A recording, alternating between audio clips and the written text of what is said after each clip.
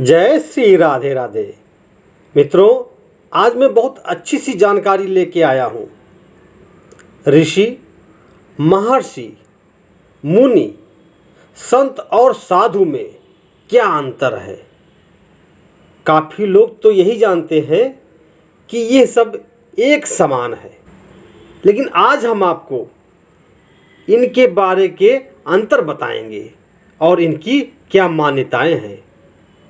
भारत में प्राचीन समय से ऋषि मुनियों का विशेष महत्व रहा है, क्योंकि ये समाज के पथ प्रदर्शक माने जाते थे। ऋषि मुनि अपने ज्ञान और तप के बल पर समाज कल्याण का कार्य करते थे और लोगों को समस्याओं से मुक्ति दिलाते थे। और आज भी तीर्थ स्थल, जंगल और पहाड़ी क्षेत्रों में साधु संत देखने को मिल जाते हैं। तो मित्रों, ऋषि शब्द जो है वो वैदिक संस्कृत भाषा का शब्द है। ऋषि को सैकड़ों सालों के तप या ध्यान के कारण सीखने और समझने के उच्च स्तर पर माना जाता है। वैदिक कालीन में सभी ऋषि गृहस्थ आश्रम से आते थे।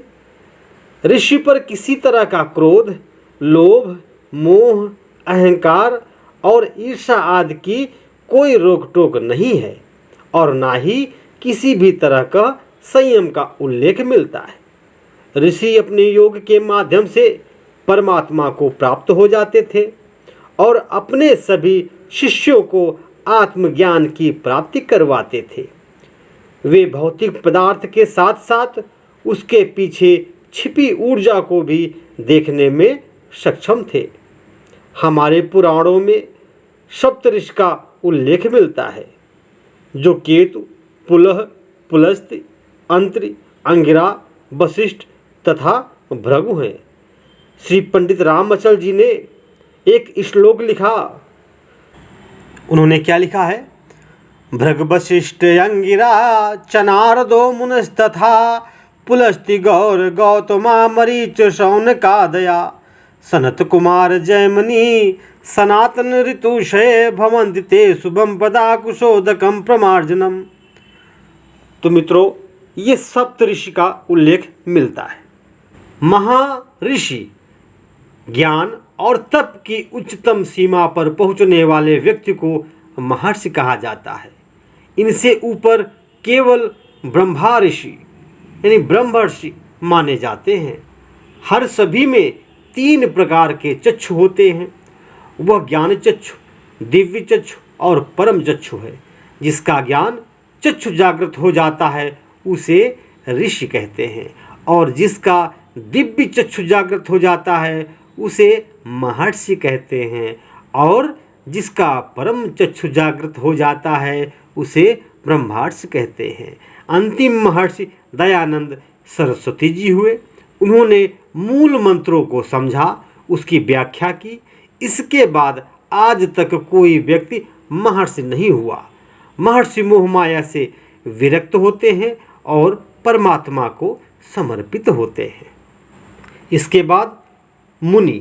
मुनि शब्द का अर्थ होता है मौन अर्थात शांति।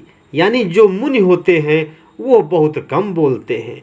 मुनि मौन रखने की शपथ लेते हैं और वेदों और ग्रंथों का ज्ञान प्राप्त करते हैं।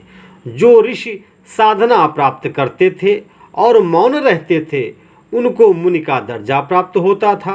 कुछ ऐसे ही ऋषियों को मुनि का दर्जा प्राप्त था जो ईश्वर का जप करते थे और नारायण का ध्यान करते थे, जैसे कि नारद मुनि थे। मुनि मंत्रों को जपते हैं और अपने ज्ञान से एक व्यापार भंडार की उत्पत्ति करते हैं। मुनि शास्त्रों की रचना करते हैं और समाज के कल्याण के लिए रास्ता दिखाते हैं। और मौन साधना के साथ साथ जो व्यक्ति एक बार भोजन करता हो और 28 गुणों से युक्त हो वह व्यक्ति ही मुनि कहलाता है। साधु क्या होता है?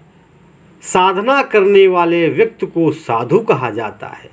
साधु होने के लिए विद्वान होने की जरूरत नहीं है, क्योंकि साधना कोई भी कर सकता है।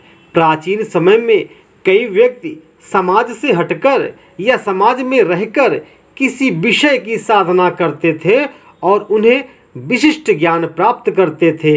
कई बार अच्छे और बुरे व्यक्ति में फर्क करने के लिए भी साधु शब्द का प्रयोग किया जाता है। इसका कारण ये है कि साधना से व्यक्ति सीधा, सरल और सकारात्मक सोच रखने वाला हो जाता है। साथ ही वह लोगों की मदद करने के लिए हमेशा आगे रहता है। इसका एक उत्तम अर्थ यह भी है, 6 विकार यानी 6 काम, क्रोध, लोभ, मोह, मद और मत्सर का त्याग कर देना। जो इन सब का त्याग कर देता है और साधु की उपाधि उसे दी जाती है, उसे साधु कहते हैं। संत शब्द संस्कृत के एक शब्द शांत से बिगड़कर और संतुलन से बना है। संत उस व्यक्ति को कहते हैं जो सत्य का आचरण करता है और आत्मज्ञानी होता है, जैसे संत कबीरदास, संत तुलसीदास और संत रविदास। ईश्वर के भक्ति या धार्मिक पुरुषों को भी संत कहते हैं। बहुत से साधु महात्मा संत नहीं बन सकते, क्योंकि घर परिवार को त्याग कर मोक्ष की प्राप्ति के लिए चले जाते हैं। इसका अर्थ ये है कि वह अति पर जी रहे हैं।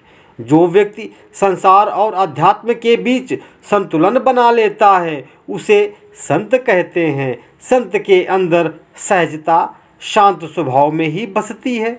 संत होना गुण भी है और योग्यता भी है। और एक बात और आपको बता दें, सतयुग में पूर्ण परम ब्रह्म परमेश्वर श्री हंस भगवान के 4 शिष्य हुए। वे 4 शिष्य ब्रह्मा के 4 मानस पुत्र सनक, सनंदन, सनातन और सनत थे।